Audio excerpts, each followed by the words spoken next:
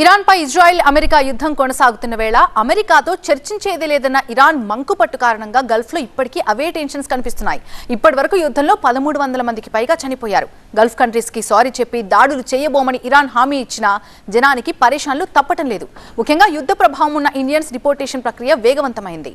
War zone లో చిక్కుకున్న Indians ప్రాణాలు అరచేతులు పెట్టుకుని బ్యాక్ టు ఇండియా అంటున్నారు. మిడిల్ ఈస్ట్ లోని కొన్ని దేశాలు ఎయిర్ స్పేస్ ని పాక్షికంగా ఓపెన్ చేయడం, విమానాల రాకపోకలు పునరుద్ధరించడంతో భారతీయులను వెనక్కి తీసుకొచ్చే ప్రక్రియ వేగవంతమైంది. యుద్ధం మొదలైనప్పటి నుంచి వారం రోజుల్లో గల్ఫ్ దేశాల నుంచి 52,000 మంది భారతీయులు సురక్షితంగా స్వదేశానికి తిరిగి వచ్చినట్టు లెక్క తేల్చింది విదేశ వ్యవహారాల మంత్రిత్వ శాఖ.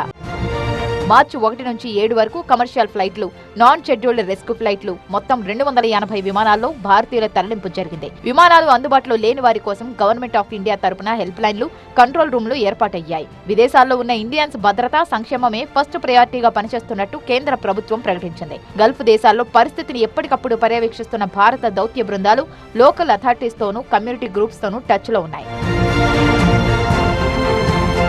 కానీ ప్రపంచవ్యాప్తంగా యుద్ధ భయం ఆవరించిన 15 దేశాల్లో భారతీయుల ఉనికి ఉంది. అత్యధికంగా యునైటెడ్ అరబ్ ఎమిరేట్స్ లో 35 లక్షలకు పైగా ఇండియన్స్ ఉన్నారు.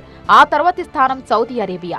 దాదాపు 25 లక్షల మంది సౌదీలో చిక్కుకున్నారు. ఖతార్, కువైట్ లో కూడా 10 లక్షల మంది ఇండియన్స్ వర్క్ వీసా మీద ఉన్నారు. మొత్తం 15 దేశాల్లో 1,10,00,000 మంది వార్ జోన్ లో చిక్కుకున్నట్టు లెక్కుంది.